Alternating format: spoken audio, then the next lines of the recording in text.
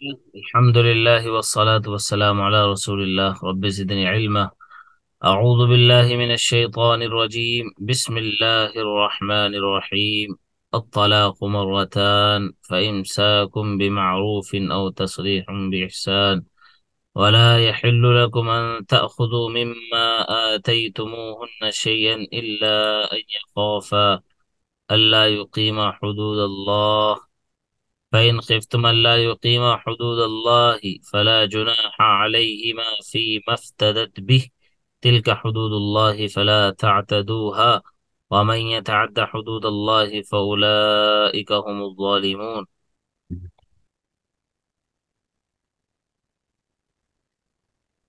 الطلاق, the divorce. Marratan is twice. الطلاق is a root word.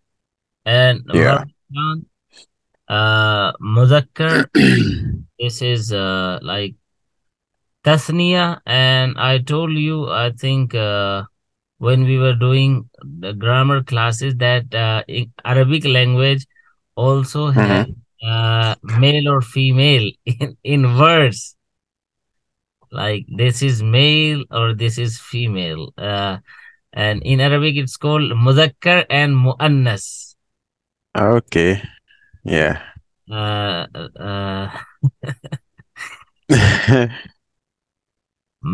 Marratan. And the next word is فَإِمْسَاكُمْ بِمَعْرُوف. The divorce is twice. فَإِمْسَاكُمْ بِمَعْرُوف. Then to return in a reasonable manner. أو تسريح بإحسان, or to release her with kindness. So imsak is, I think you remember, imsak is from Islam. Like the root, the pattern is Islam. Islam, okay. Islam, amsaka yumsiku imsak. So, and according to the Arabic grammar, the pattern which is set in the books, that is if'al, Islam, imsak. Yes, the next word is ma'ruf, muzakkar, wahid, and the root letters are ayn, ra, fa. Ayn, ra, fa. Fa. Yes.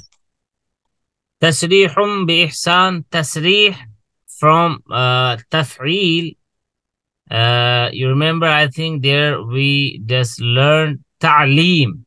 Allama yu'allimu. Yu'allimu. Yeah. Allama yu'allimu ta'lim. Sarraha yusarrihu tasrih. Or fa'ala yufa'ilu. Yeah. Ihsan, the root letters are hasinun. Hasanun, something good. Ihsan is an action of kindness. So ahsana yuhsinu ihsan, the same pattern. Islam. Aslama yuslimu Islam. ولا يحل لكم أن تأخذوا مما آتيتموهن. ولا يحل. Wala, I think you remember, wala means wow means and, la means no or not. No. Yes, and sometime don't. Yahillu, halla yahillu, it is from the word halal, lawful or unlawful. Haram, unlawful, and halal, lawful. So halalun, halam, lam are the root letters. So because there are two lams, and when two letters come, similar two letters, just same, comes in order or just back to back, so they merge those two letters to read easily. Like it was yahlilu, halala yahlilu. So lam have merged, became yahillu, halla yahillu. Which pattern is halala yahlilu? You remember? Nasara yansuru. No, fatwa. Dhalla Daraba, yadribu. daraba, daraba yadribu. Yes, daraba yadribu. Perfect. Okay, akhadha ya'khudhu. An ta'khudhu mimma atitumuhunna shay'an. Akhadha ya'khudhu. Nasara yansuru. Daraba yadribu. Nasara yansuru. Nasara yansuru. Yes. Nasara yansuru. Akhadha ya'khudhu. And this pattern is used in the Mus'haf around 1, 3, 5 times. This root, this root word is used in the Mus'haf. The next word is ataytumuhunna. Ataytumuhunna. Ata yuti ita'un. Ataytumuhunna. Ata yuti ita'un. So which pattern? It was in fact ataya yutiyu.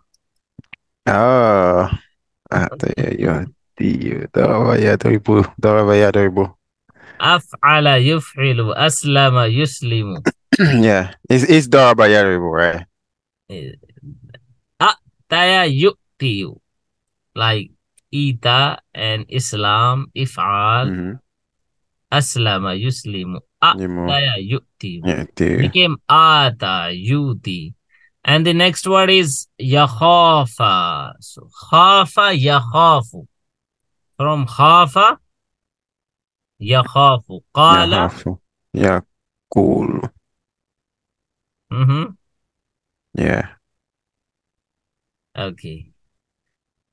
So yakhafa alla yuqima حدود الله. أقام يقيم إقامة, the same pattern. أقيم يقيم. أسلم يسلم. Yes. فإن خفتم ألا يقيم حدود الله, same words. افتدت به. Next word is افتدت به. So افتدى يفتدي افتداء. I think we did not learn this pattern.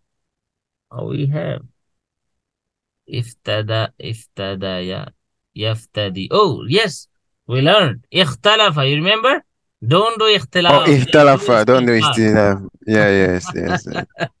Don't do ikhtilaf. So, it's in fact, iftada was iftadaya. Yaftadiyu. So, it was iftadayat.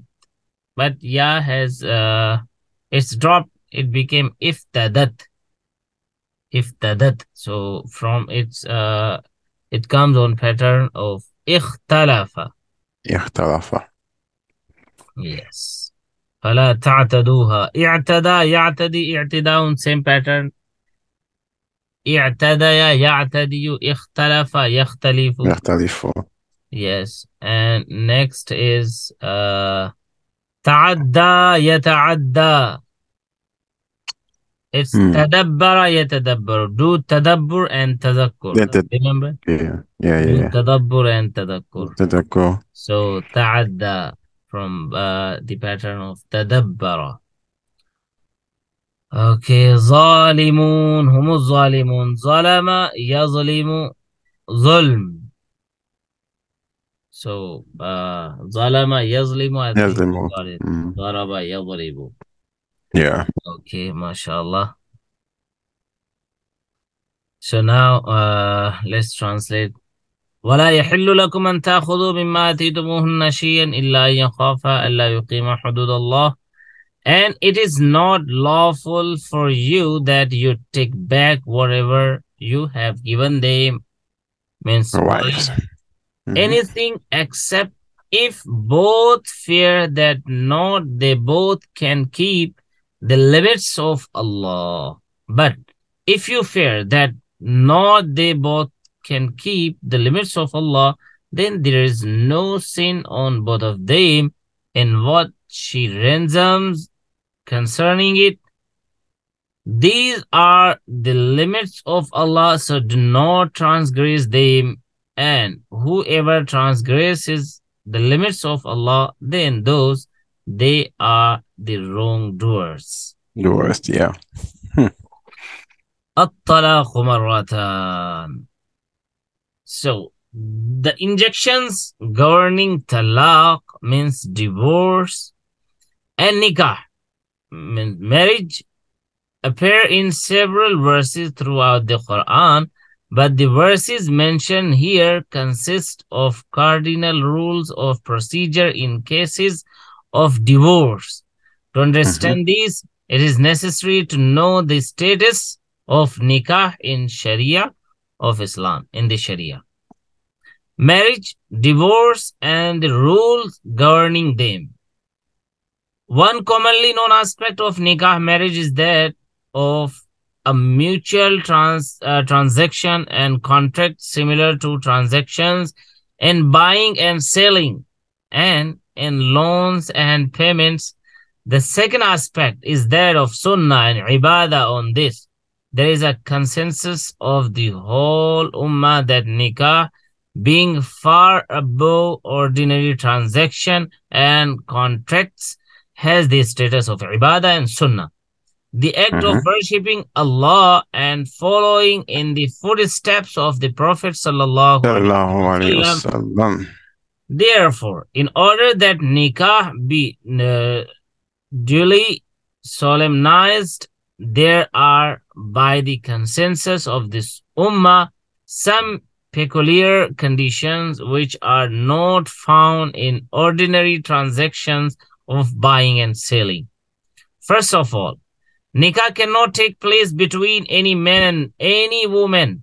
Governing this, there is an absolute law of the Sharia under which several categories of men and women cannot be joined together in the bond of marriage. وَلَا تَنْكِحُ الْمُشْرِكَاتِ حَتَّى يُؤْمِنْ. You remember that ayah? وَلَا عَبْدٌ مُؤْمِنٌ خَيْرٌ مِّن مُشْرِكٍ. And Wait, like okay. don't marry. This is not permissible to marry for a man to a woman who is not mu'min. Oh, yes, I remember, yes. Yeah, yes. who is who is one of the idolaters, who Yes. worship idols. So that one. So yeah, it's not permissible for a man or for a woman to marry a man or woman without any like any speciality. So all the men and women are independent in Islam to marry everyone. No, it's not permissible. It's not permissible, yeah. Cannot be joined together. Secondly, for all transaction and contracts, in order that they be concluded and finalized, witness is no condition. A witness is needed when parties differ, but nikah is not such a transaction. Here, in order that it be concluded, the physical presence of witnesses is a precondition.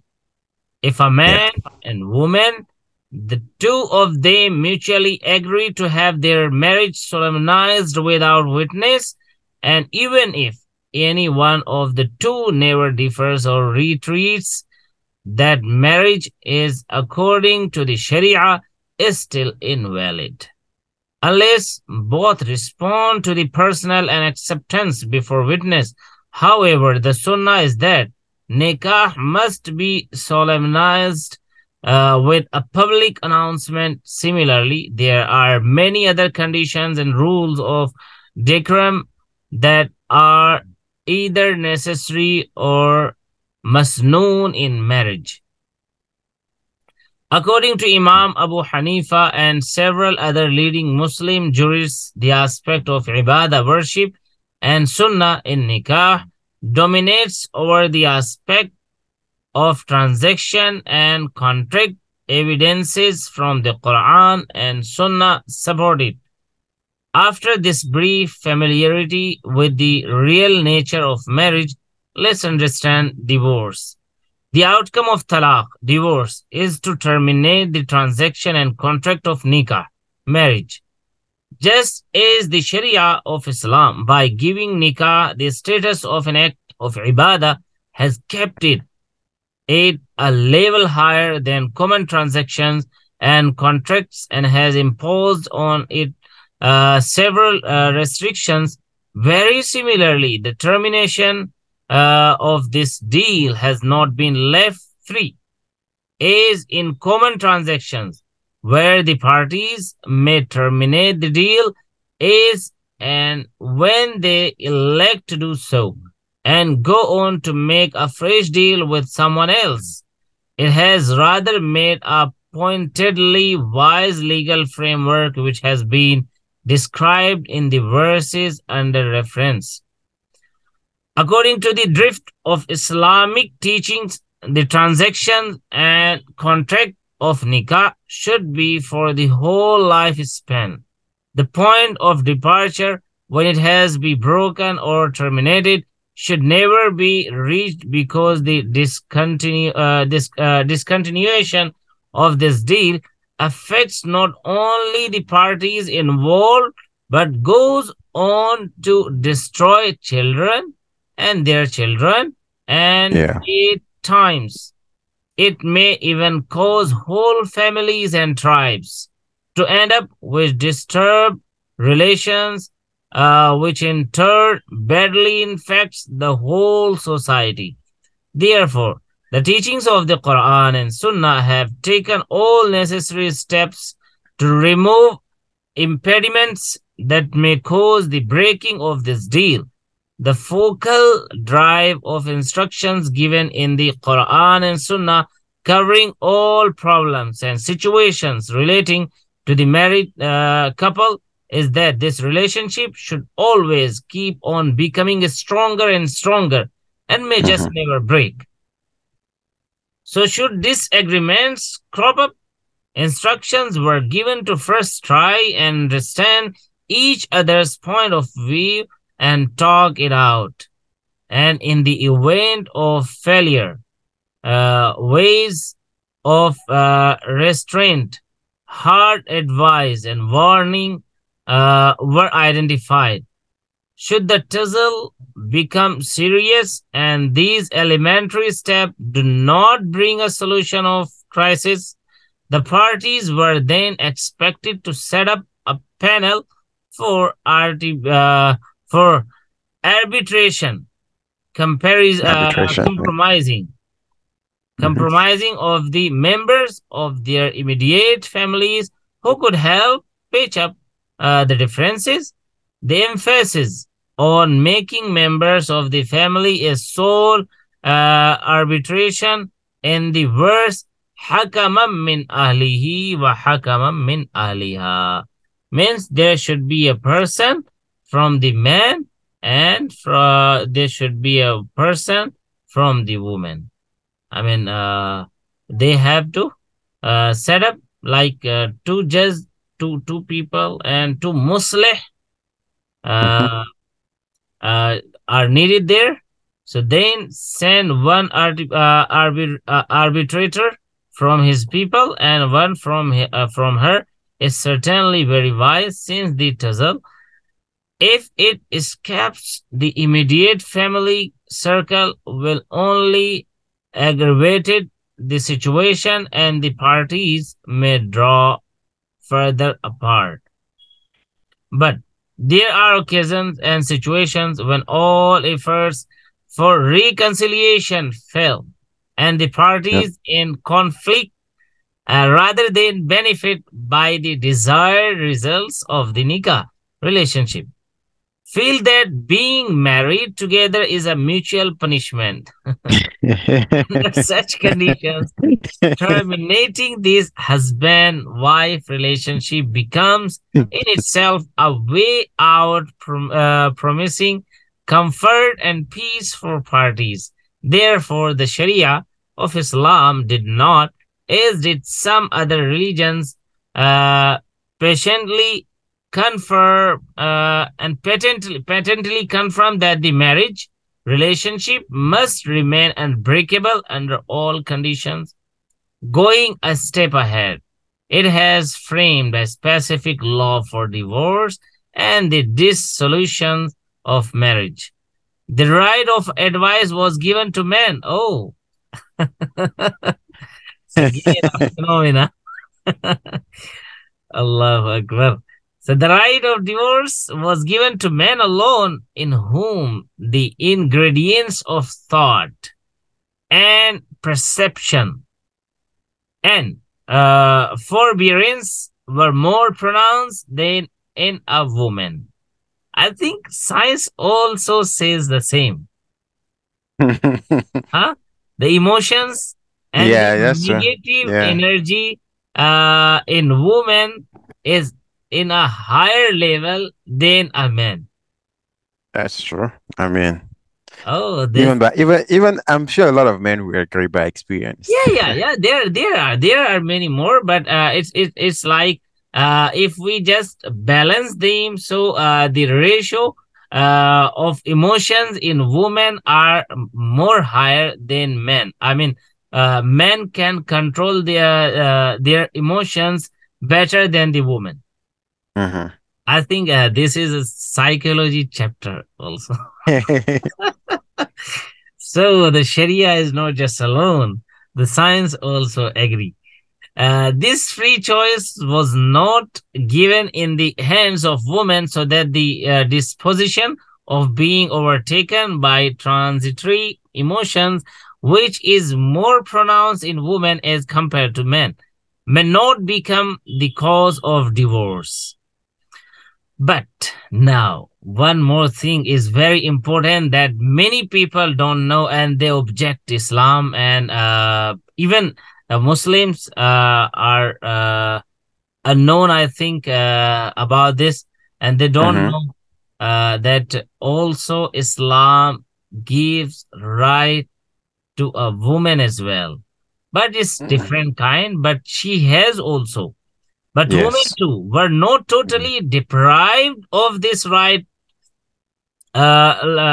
lest they are left with no alternative but to keep groaning under the cruelty of her husband. She was given the right to take her case to a court Mhm. decided by a judge who qualifies as such under the rules of Sharia. This is Yep. called fasq. Like a man has a right to do talaq, to give him talaq.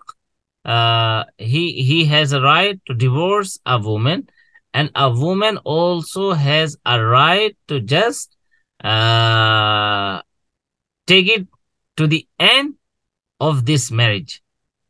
Mm. Yeah. It is called fasq. That That's yes, it's like cancellation. You just yeah. cancel your deal. Just cancel the deal. Just cancel the deal. Like we were discussing about that, it's like a deal or something else. So it's more higher uh, than a deal. It has Mhm. many conditions. So present her complaint, prove her case, and get the marriage annulled or secure a divorce.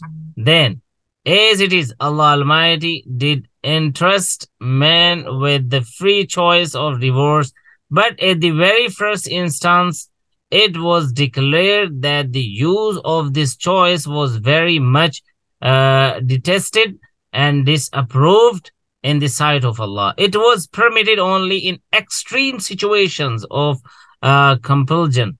It appears Mhm. in Hadith, أبغض الحلال إلى الله الطلاق.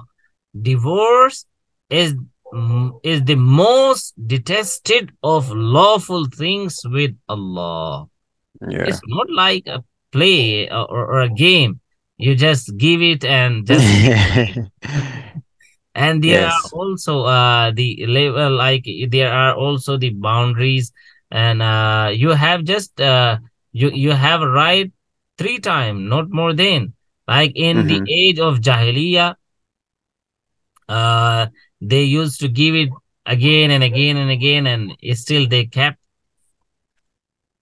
Yes, they they Yeah. they don't become free from their bond and marriage and nikah, whatever. So Sharia says that yes, you are free if you the man has a right. It's permitted for him, not like a like a play, like a game, but it's in extreme conditions. The second Yeah, that's too restriction extreme. placed is stipulated that this choice should not be used in extreme anger or fleeting displeasure. It was due to this wisdom that the pronouncing of divorce was forbidden during the period of menstruation. I mean, it's not Oh. you can give at Yeah. any time, anywhere, in any condition, in any situation. No, there are boundaries. Yes, even if he crosses them, he will be it will be punishable offense for him. Yeah. It's not like he is totally free or totally independent. He can give it to him, to her, anytime or anywhere or in any situation. If he is in anger, in anger situation, he gives it. He will be punished. Punished for that. Yes, as well as during tohar, the state of purity in which the husband has had sexual intercourse with the wife. The pronouncing of divorce during menstruation and in a tohar marked by intimacy was forbidden on the basis that it would become the contributing reason to elongate the iddah or waiting period of the woman. Because if somebody, if a woman is pregnant, so for the pregnant lady, is iddah is the like it has the limit until he gives a birth of a baby or a baby boy or baby girl, whatever. So before the birth, the iddah will not be ended.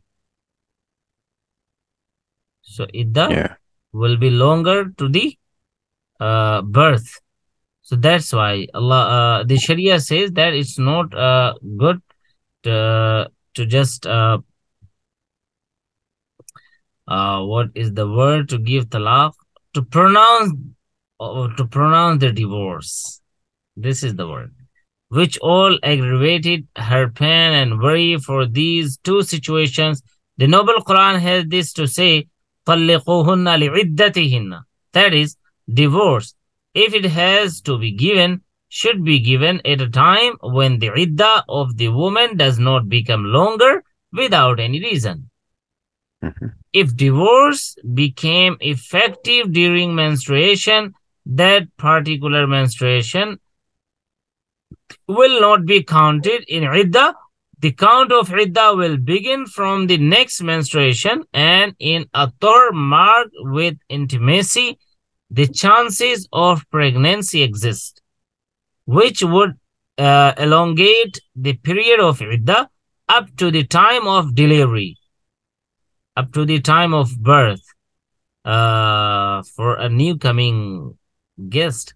Another reason for fixing the time of tohar mentioned earlier for the pronouncement of divorce is that it is quite possible that in the meantime the anger goes away, forgiveness and recompense follow, and the very idea of divorce is withdrawn. Now, under the third restriction, the method adopted in breaking the marriage contract and its annulment was not kept identical with that of the transactions and contracts of common buying and selling activity, which releases the parties concerned of all obligations instantly once the contract is annulled.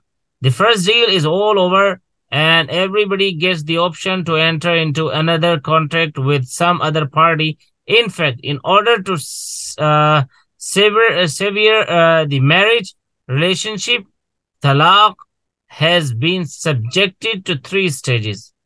Then it was topped with the restriction of iddah, since a lot of residual effect of the nikah relationship will remain active until the completion of iddah. Another marriage will not be lawful for the woman. Some restrictions on the man would also continue. The further restriction stipulates if divorce was given once or twice in clear and unambiguous word, nikah did not break instantly on the pronouncement of talaq. The marriage relationship continues till the completion of iddah. If the husband revokes the talaq, the previous nikah will remain valid. This choice of ruju, any revocation means revocation or the act of taking back one's divorce, was restricted to only one or two talaqs, so that some cruel husband may not make a practice of giving talaq, like we just discussed it about the age of Jahiliyyah, and then take her back and keep her as some captive. Therefore came the injunction, if someone pronounces the third talaq as well, he now has no choice of ruju, revocation. That is, he cannot take his wife back.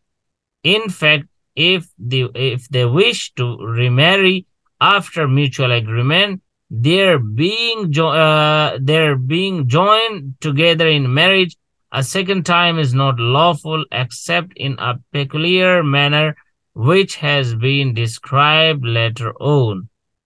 So the verse under study consists of important injunction relating to this system of divorce. I think at-talaqu marratan fa imsakun bima'rufin aw tasrihun biihsan. We will discuss it some more tomorrow in the next lesson, inshallah. And the next ayah is of halala.